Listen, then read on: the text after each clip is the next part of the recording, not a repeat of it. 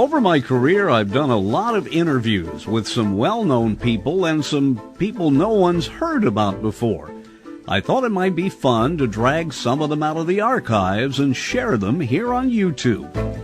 Johnny Mann was one of the unsung heroes in American music. If you're old enough, you remember the Johnny Mann Singers and his great television shows. But Johnny Mann more or less invented the radio station jingle, ba-da-dum-ba-dum-dum, and all of that. I talked to him remotely from his home in the Carolinas and asked Johnny where he got his motivation for music.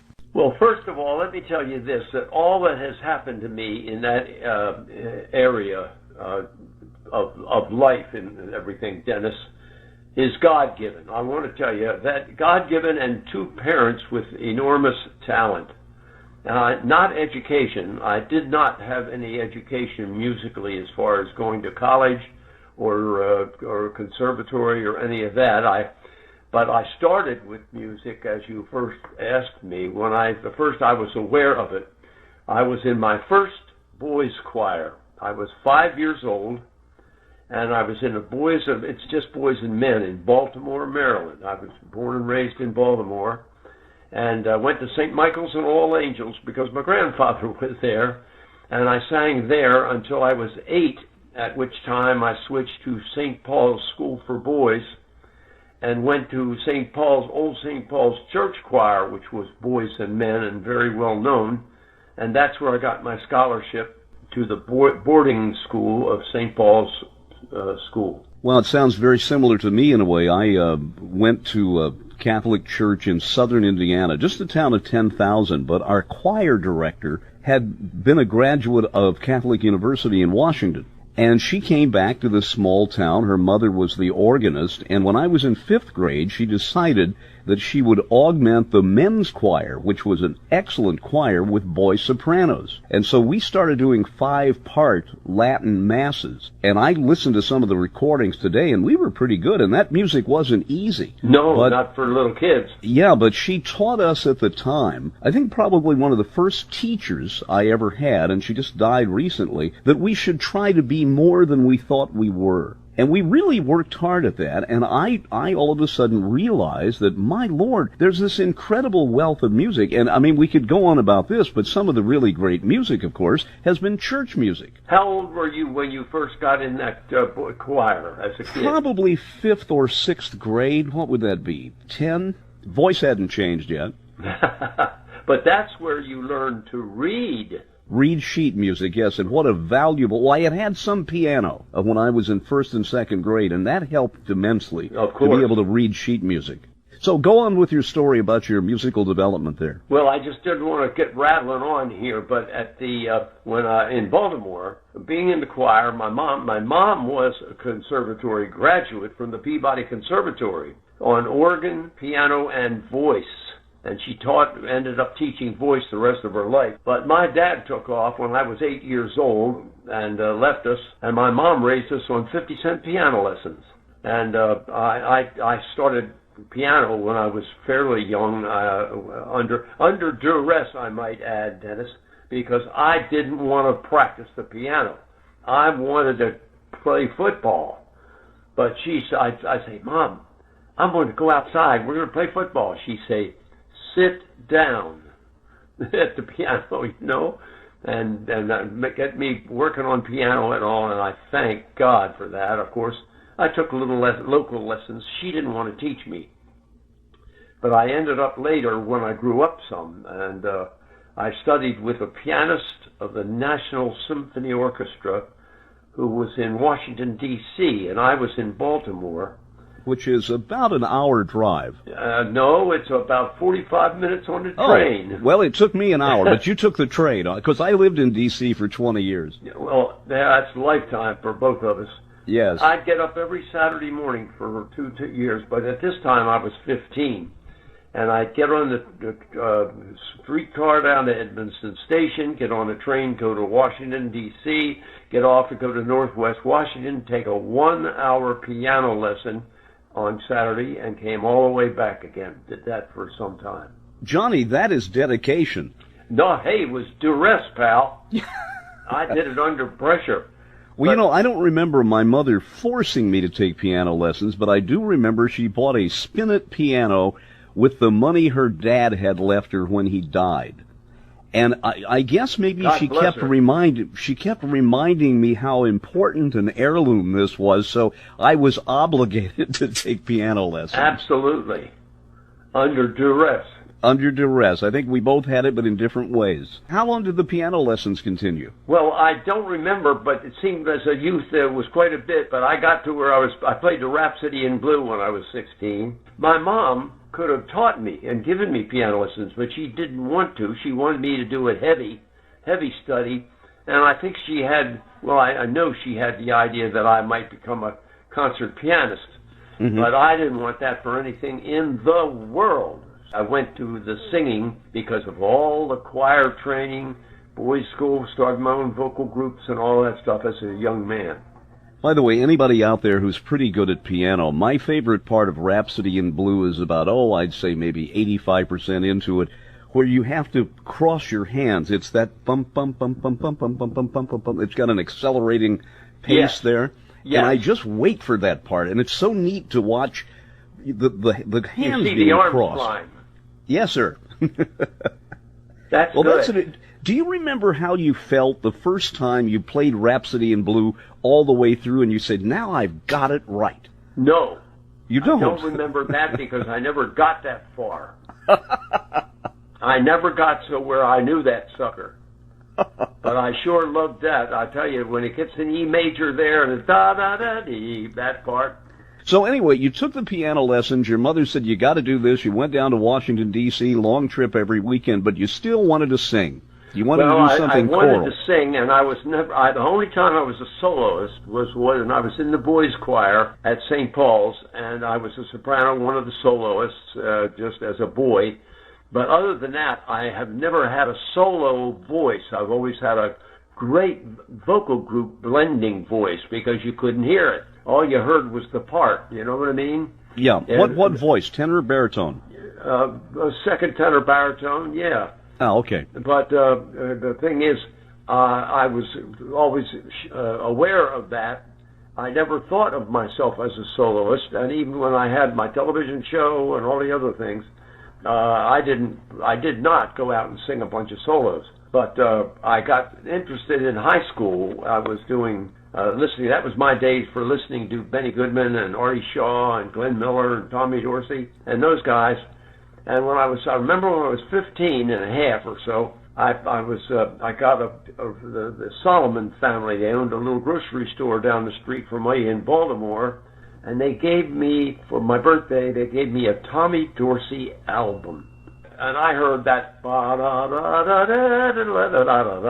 and I said, I said, Mom, what's that? She said, it's a trombone. I said, I got to have a trombone. So we went down to Ted's music shop right down in Baltimore, and we rented a trombone. My mom rented a trombone for $3 a month, and I took a few trombone lessons, but I had so much piano, I had all the music in my head, right. From that, and choir and singing.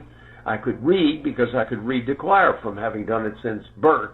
I loved that, but then I got playing a trombone, and the day I got the trombone, Dennis, I was in the marching band, the symphonic band, the jazz band, any kind of thing that had a trombone in it. I was in it, and I didn't even know how to hold the instrument, much less play it, because they needed trombones. But that's where I got my interest in playing a trombone in dance band stuff.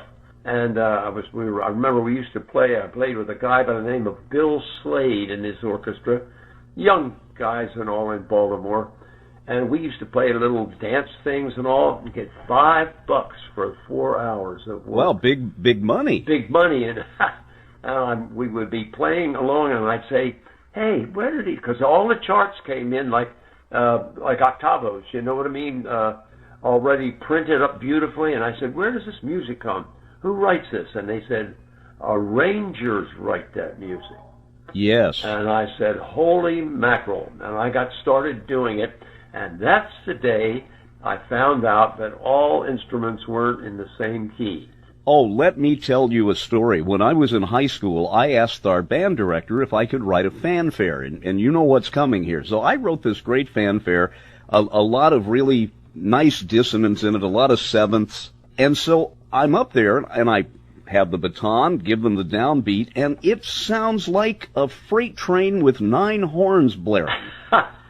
I didn't know, and you just said it, that every instrument plays in its own key. I wrote everything in the key of C. Oh, I know. Which, of course, doesn't have any sharps and flats, so it's easier to do. And the band director said, I knew you were doing this wrong, but I wanted you to learn for yourself. Right. It sounded horrible. Of course.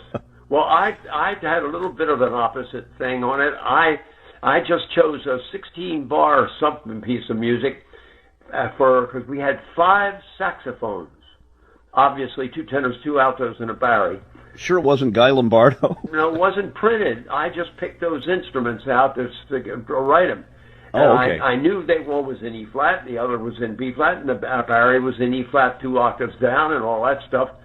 So I wrote something for the saxophones, Dennis, and it had 6 sharps and 7 sharps and everything all over the world. I don't know what yet I did, but it worked. Wow. The 5 saxes sounded right, and the guys all laughed at me and said, well, man, you sure made it the hard thing to read. You know, because I didn't do the easy part. I just did it the hard part, rather than down a minor third and up an octave for the E-flat horns, you know, all that stuff. So you write this thing for saxes, and even though it's in a funky key, I guess, or you use a lot of what we call accidentals, it worked. Yeah. And they liked it. That's right. That's why they made them that way. Wow. So how long were you with the Mr. Slade's orchestra? Oh, we only played a few times around Baltimore and the dance hall things or whatever.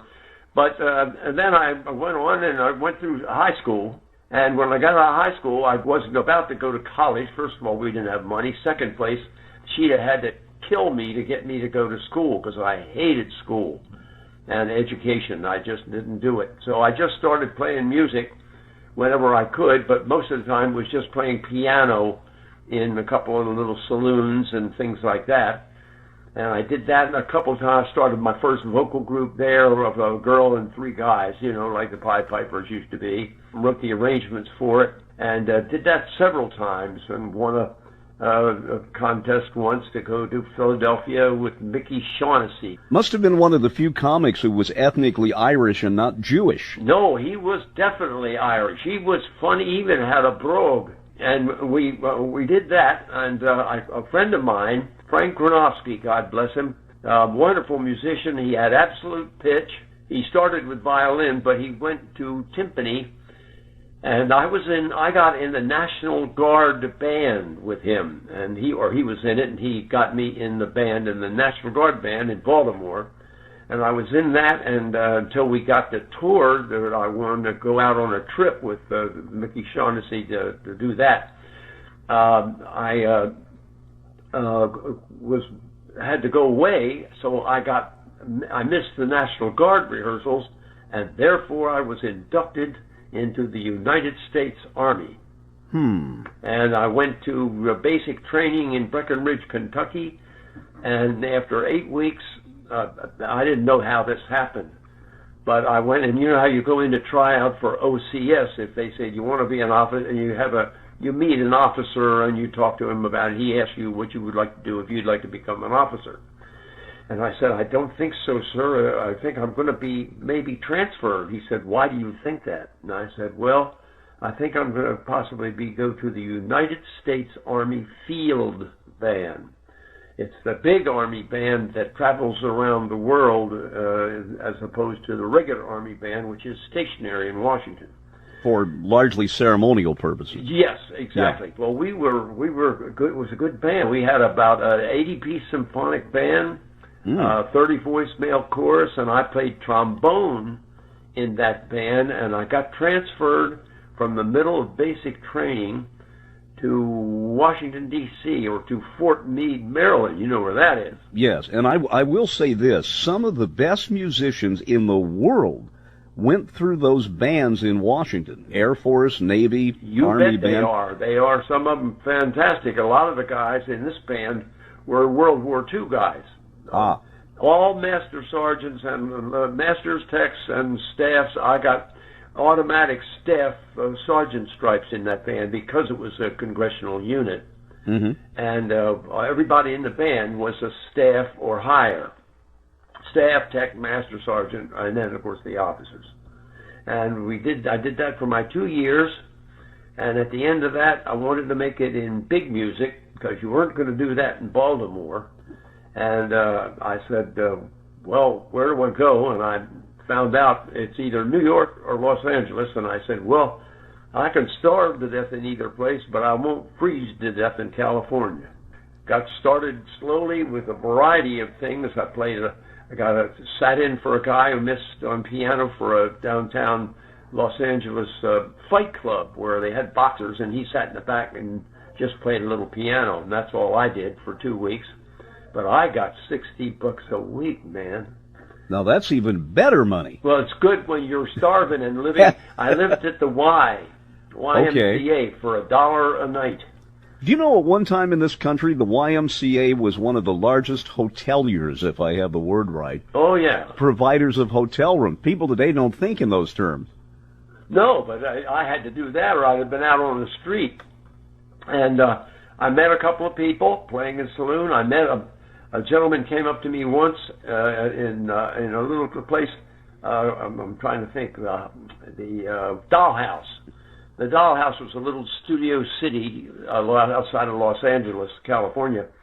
And I was in there, and we were partying and having a good time and doing all the stuff. And, you know, when you're drinking, you think you can play better than you do. Yes. But I was playing, and this gentleman came up to me and with a very strong German accent said, Mr. Mann, my name is Paul Sawtell, S-A-W-T-E-L-L. No. Paul Sawtell. He said, I'm a composer, and I do motion picture films. Have you ever done any orchestration? Ha! And I said, yes, sir, I have, because I did do some when I was in the Army band. He said, he interviewed me, and he and his wife, Mitzi, were there. And I got to do 7 films for him doing orchestration on the motion picture orchestras.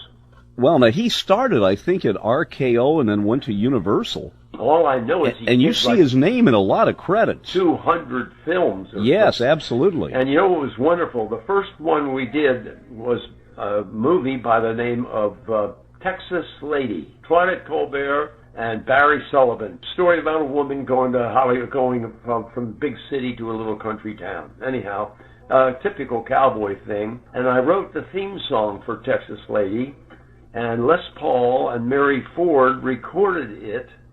And I'm sitting here right now looking at an ASCAP thing for my choral music publishing, and there's a list of Texas Lady royalties on it, thank God. And that was in 1954.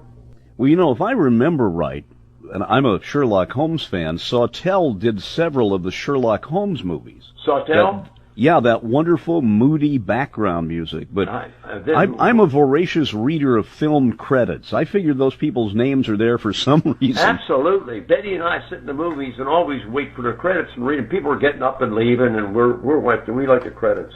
So anyhow, that was beginning with Paul, and I worked with a guy by the name of Ben Yost.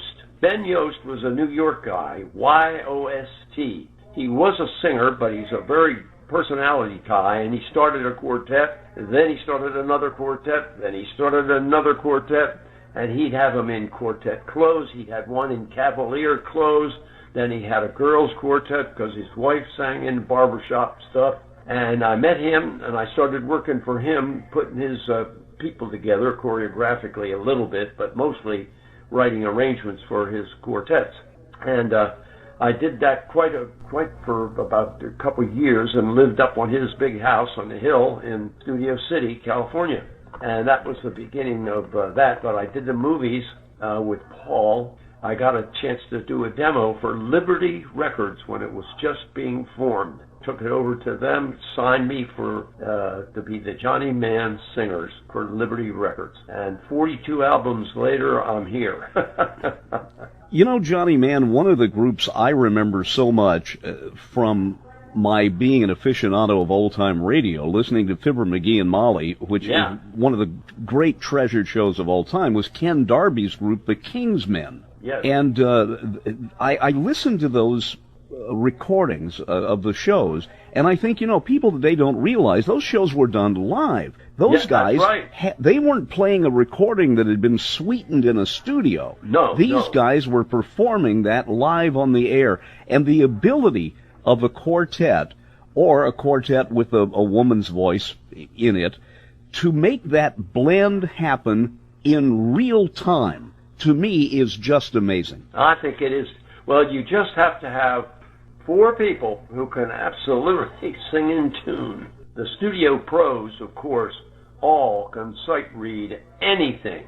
They have to, or they wouldn't be studio pros. And people today, like we're amongst a lot of choirs here in South Carolina, and the choir singer sits there, and they say, "Oh yeah," I say, "Can you read?" And they say, "Sure." I sing in choir all day, but they don't know what we're talking about when we do it, because you walk into a session, my jingle sessions I still do today, you walk in with the 6 people, 3 girls and 3 boys, and you put the music up, give them a do, play a pitch for them, and they sing through it and record it the second time. I think a lot of people also don't realize, and I only found this out recently, that symphony orchestras, the quality of the players in symphonies, the quality is so good, they have a minimal amount of rehearsal. That's right. They'll pick out, something difficult by Prokopiev or something and run through it a couple of times, and that's it usually. That's right. It's usually a question of if the tempos are very fluctuating and up, fast, slow, change, all that. That's what they need the rehearsal in. So, Johnny, you start getting involved in this. You're in Hollywood. There are a lot of contacts you can make there. Let's go ahead and talk about jingles, because as a guy who's been doing news all of his life, but also was a disc jockey, one of my most treasured pieces of tape is the jingle where they sing my name. Matter of fact, I'd like to have another one. Oh, yes, hundreds of those. Can you explain for the layman what is so different about the harmonies in jingles? For example, barbershop is a very specific kind of harmony. What are the harmonies in jingles that give it that interesting edge? Well, I have to tout myself here a little bit, Dennis, I'm sorry to say. But barbershop quartets with whom I'm tremendously close out here, and big choruses of barbershoppers, the different sounds you almost never hear a barbershop group do a jingle, because they want a jingle the way I write them, or the way maybe somebody else writes them, like whatever. It's like a cluster, cluster harmonies rather than just SATB. And it's hotter harmonies, like the Johnny Mann Singers albums are full. Of course, that's a bigger group, but you can write that for 6 voices and spread it all over the place, and that's the difference they had. That when I first did them for KHJ Los Angeles, 93 KHJ Los Angeles, those things, and now the ones that are the biggest one is the biggest oldies radio station is and number 1 all the time is K-Earth 101, KRTH, and that's KRTH Los Angeles, but real hot and harmony and bright. And I've been doing their jingles, or I did their jingles from 1990 till now. Well, maybe the word you use there, bright, is the best way to describe a radio jingle. Yes, it has to be. Well, but I sing Merry Christmas on 93 KHJ, that way. Yeah, well, you have some of those, too. Yeah, we have some of them, depending. And the names are wonderful when they give us different names. What we do, I've done so many of them for all of Bill Drake, of course. Oh, yes, yeah. And some of, I remember the big preeminent station in Indianapolis used to be WIBC. And back in the 70s, and they had a package of jingles that went on, it seems, 2 or 3 minutes. And there was a lot of boom, boom, boom, boom, boom, boom, boom, boom, boom, boom, boom, boom, boom. And the jingles were a combination of spoken and sung. And they were fun. I mean, there was a guy who did overnights and talked about how nobody else is awake this time of morning but this guy. And I'm sure he only used that maybe once or twice a night. But the whole ability to make something like that that's either long-form jingle or crisp and quick is a real art form, I think. Oh, sure. It has to be perfectly accurate. And I remember my first big package I did was when KHJ in Los Angeles, Don Otis called me and said, I want to do some jingles. I said, great, when? He says, now. I said, okay, what do we do? He said, well, we're so-and-so doing it, we're going to do this, and all, we've got 93 KHJ. That's where I came up with my melody. And I said, but I have to tell you, the musicians union was on strike. And I told Don that, and he said, oh my God, what are we going to do? And I said, well, would you consider a cappella? And he said, what's a cappella? What, he thought he was a well-known singer in Italy? No, well, yeah.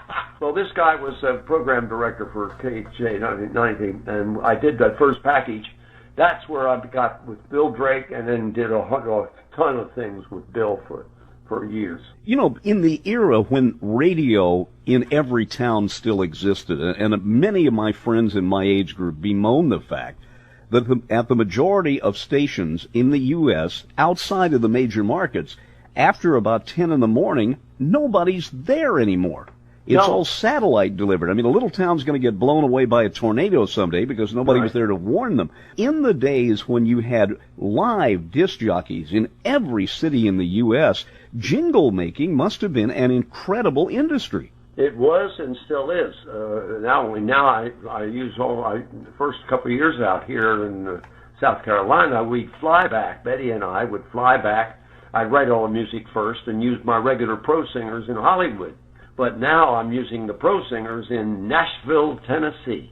Boy, you talk about a place full of musicians that can play something on one take. It's Nashville. Well, these people, I've lucked out and got the good ones. Or if I put up music up in front of 6 of those people and they can't all read, I'm in deep trouble. I remember interviewing one of the fellows from the Jordanaires, and which I think appeared on more hit records than any other backup group. Of course, started as a gospel group, and then all the stuff Elvis did. Anyway, if the Anita Kerr singers didn't do it for RCA, the Jordanaires did. But he was telling me the almost indescribable sight-reading abilities of Nashville studio musicians. Well, yeah, you have to have them because they did so much work. You had to have the best. My guest is a man who's just about done it all in the world of music, Johnny Mann, a musician, arranger, composer, host of his own television show, the creator of award-winning record albums, and also still producing choral works and radio jingles. During the time he was at Liberty Records, he worked with a young man named Ross Bagdasarian, whose stage name was David Seville. You remember David Seville and the Chipmunks, don't you? And I became musical director of the Alvin and the Chipmunks, and then I sang the voice of Theodore at the whole beginning first albums that we did. What was it like to have to sing at half speed? Well, it's just that you don't worry about it being exactly. It's half. You do the session orchestra at 15 IPS. You know that in 15 inches per second. Yes, but this is in the days of tape, and it's running, and that's a fast tape recorder. Well, we do 15 for the orchestra. Then when the orchestra is perfect, we slow it down to 7.5, and we sing with the voices. We sing with the 7.5, and it's like run down to the river, over enunciation, pronunciation, and all of that stuff like that until we get that clear. Then they bring the orchestra back up to normal, and those chipmunks go up high. That is so funny. I mean, being in radio, I understood that. And, of course, the first time I got a Chipmunks record, I put it on tape and slowed it down to half speed. That's right. To see what you guys really sounded like. But if you did that, you heard 3 awful voices. Ross sang Alvin, I sang Theodore, and one of my pro guys, Al Davies, sang Simon. So the 3 of those voices are not one of them was a solo voice. We just sang the parts. And then when it's Chipmunks, they don't care. No, my lord, Chipmunks are not supposed to be good singers anyway. Don't worry about it, they aren't. Well, we did that. We did all that stuff, but I was still doing my first session as a studio singer earlier, going back a few years. My first session was as a side singer, studio singer, on Frank Sinatra's session. Wow. And I sang in a group there, and you remember, Hey Jealous Lover? Sure. Well, we sang that, we do the whole beginning of the second chorus with a girl and three guys, and I was one of them. And we sang that, and then I did his Christmas is, I love those Jingle bells, bong. I sang all those things. Was Sinatra as much of a perfectionist as I hear? Well, let me just tell you this. Frank's always gotten bad people talking badly about him. Now, he's with the mafia and he's bad and he's this or other. But I want to tell you, sure, he had people bugging him and he reacted differently. But Frank Sinatra, I got to know him very, very well personally. And he, in the studio, and this was before I knew him well, he did the session, he was in there before 8 o'clock. Everything was he was courteous to the singers, courteous to the orchestra, courteous to the engineers and everybody. He was a real gentleman as well as a great singer. Well, I'm glad to hear you say that, because living in Palm Springs, California, where he's buried, and a lot of people still have memories of him, and I have never heard anything bad about him out here. You're right. Most of those stories must just be sour grapes. Do you know Barbara? No, not met her. Oh, I know her, of course, from there. I knew Barbara before she met Frank. Really? Yeah, way before. But she's still down there, of course, doing did the Frank Sinatra tournament. I did that 14 years in a row, the golf tournament. And does a lot of charity work. Yes. Now, Johnny, one more thing about the Chipmunks. When you started doing those sessions with Ross, David Seville, did you think it would become the international phenomenon suddenly that it did? Of course not. A couple of guys actually started something in competition. Instead of the Chipmunks, they called them the Rugrats or something. I don't know what they called them. And a guy made a few records. I didn't have anything to do with it, but he did it again with three of his friends and tried to get a competition to the Chipmunks. You made that choice between going to New York and going to L.A. Yeah. I would think that the excitement going on in those years in Los Angeles, and you had incredibly creative people doing radio, and you had Stan Freberg doing his stuff there, it must have been a gorgeously fun time to be in the media there. It was, especially, Dennis, when I didn't know where I was going to get to.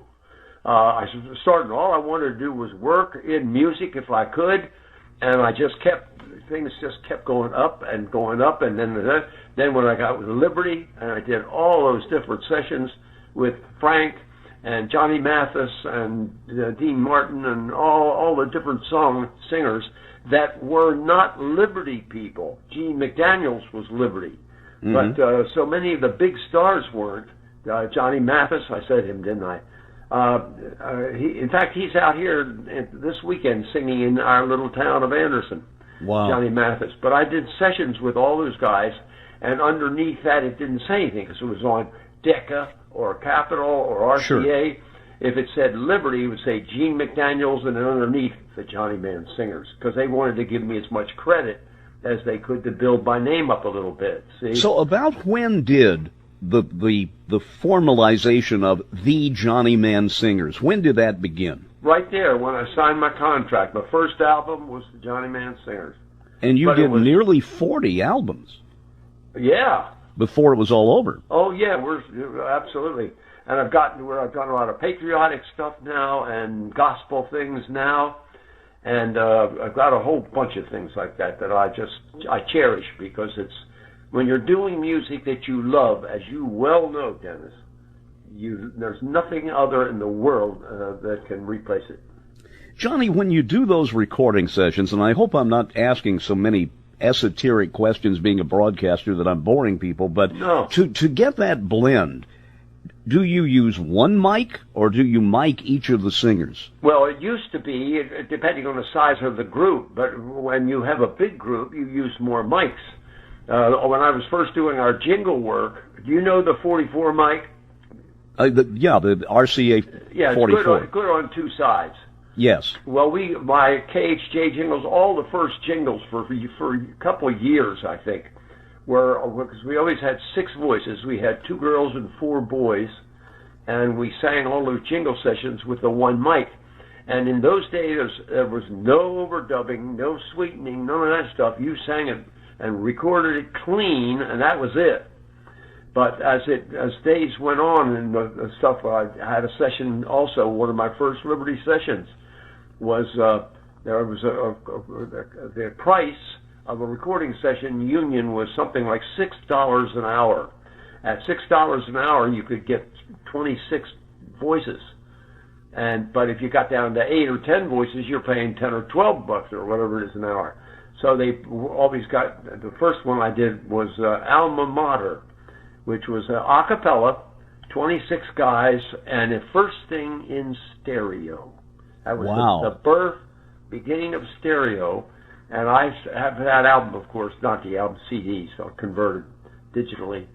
And I have them, and you hear those guys singing, and that was my first exposure to that many studio singers in Hollywood. I was just at the beginning, you know, and they were just so wonderful. They just sang through it and thrilled me to death. Did you know Billy May? Sure. I had the thrill in college of singing with the Billy May Orchestra. Have Yourself a Merry Little Christmas. And you know, I was so nervous, I don't remember anything about it. But I just remember Billy May was the sweetest guy in the world to me. Yep, he was like so many of us. I've done it before, but I haven't done it for years since I was a beginner. Procrastinator. Paul Sawtelle was a tremendous procrastinator. He'd wait till he had no time left and then write all day and all night and all day and all night. And because I had to wait for him to write down the chart, I had to take it, and then I had to orchestrate it for the big orchestra. So I was up a lot longer than he was. But Billy May was one of the guys that really procrastinated. And he came in one session. He came in and did a session for 3 tunes. And while he was on the band on the podium conducting the first tune, he was writing the arrangement for the 4th tune. That's like the old joke, the guy's making a speech and there's somebody under the podium with a typewriter about 2 pages ahead of him. Well, you got it, pal. He had 3 or 4 copyists sitting there on the table right beside the podium. And he'd finish a part and he'd pass it on to them. They'd go down the line with it, you know. Now, Johnny, today, and I remember the late Jerry Goldsmith showing me that you can go to a special kind of keyboard and make up a song and an arrangement, and the computer will print the sheet music. That's right. What was it like, though, to be creating an arrangement or writing an original melody? Your hand can only go so quickly on that manuscript paper. What I'm saying is you see some of the old manuscripts that Bach or Handel did, and it looks like hand scratching. But it must be frustrating to be able to think faster than you can write. Well, I with all my jingle things and all that I still do it by hand. Because I'll do a jingle package. If I'm going on an airplane going somewhere, I'll write the jingle package on the airplane. It's just as easy because all I have to do is what am I going to write about? Okay, da da da da da da, and I'll write it down and put it together. I wonder how many times that melody line ba-da-dum ba-dum-bum has been used in the world of jingles. It's been used forever and ever, and there's nothing I can do about it. Because at the beginning, when people started using mine, you know, because I put together 93 KHJ plays more music, all those different stuff. But when that blah blah da da da is adaptable to any number of some of them are ba da da, different call letters, and different numbers and FM and all those different things. All went into my first packages, and they went all over the country, people using it. So is it safe to say that package you did for KHJ, yep, which is one of the legendary stations in the U.S., used to be owned by Don Lee, who was pretty much the West Coast mentor of the mutual broadcasting system, just a big guy in broadcasting, that package you did was really a pioneering effort in a way in the world of jingles? Well, a lot of it was because it was a cappella, and it just happened. I did others like WOR-FM and all those. We did a whole bunch of those with orchestra, and we did a variety, but mostly the a cappella, and that whole logo just came for every station you can think of. And the thing that made a lot of this practical was the coming of what we call the cart machine, which allowed stations to play small elements on tape without queuing up a disc. And in my mind, and of course I started in radio in 65, so we were just getting that. But I still remember the big 16-inch turntables for the big transcriptions. I remember asking the boss, how come the turntable is so much bigger than the 33? He said, records used to be that big. Yeah. Let me bring up someone here who was blessed with one of the most marvelous voices in the world. Many people only know him as singing the song at the beginning of the Grinch cartoon show. And that was Thurl Ravenscroft, who was also Tony the Tiger. Tell us about Thurl and the way his voice anchored a lot of harmony. Well, Thurl Ravenscroft, his wife, of course, but Thurl Ravenscroft was one of my best friends in the world. And when he passed away just a few years back now, it'll probably be 5 or 6 or 7 or whatever, he did every one of my albums, and he did my television series. When I did my television series, he was the only older guy on it, and he was the bass. He was the best choral bass singer in the world. He had the range. He had, of course, Great Junior. Remember all those? I mean, that's the Kellogg's, Tony the Tiger. And he was the most wonderful Christian gentleman you would ever know. We loved him, and he loved everybody and family, and he sang everything I ever did. Well, thinking of him, listening to those gorgeous tones, you also have to realize that unlike a lot of basses, and I'll take Jerome Hines, for example, Thurl Ravenscroft could enunciate, which is something a lot of deep-textured voices can't do. If it was a big sound, now I can't do it, and you can't do it maybe, if he's got a low E-flat, or something like that, he can make it hard, or real soft and beautiful, depending on the music he was singing. He's not always going to be singing out with a big resonating voice. He sang soft and beautifully, and he could say and sing anything, just like you said, Dennis. Well, I'm glad he was a sweet man, because God gave him an incredible gift, and he has graced so much of the beautiful music. And everything, as you say you did, there is that wonderful resonance sitting on the bottom, anchoring that music. Every bit of it, and everything Disney ever did. He was the quartet was in Disney, all the background music for Disney stuff they did. Yeah, you ride through the Pirates of the Caribbean, and he's everywhere. That's right. Oh, he's wonderful. Let's talk about a monster hit you guys did. The Fifth Dimension had done Up, Up, and Away. Right. Great song. You guys came along and did it, and I'll tell you what, it became a bigger hit when you did it than when the Fifth Dimension did it. Well, the blessing we had was the record companies would always hear a hit record, and they'd get their singer or whoever it was and say, cover it, it's going to be a big hit. And that's what we did with Up, Up, and Away, because when the Fifth Dimension got their hit, then they saw us, Liberty said, let's do it. We did it Snuff Garrett, and we did it the next day, and it became a big hit even here. I got a Grammy for it in Los Angeles, in America. I won a Grammy award for Up, Up, and Away. But most importantly, it was #1 top song in the United Kingdom, in England. Yeah, it swept England. Yeah, it swept the UK.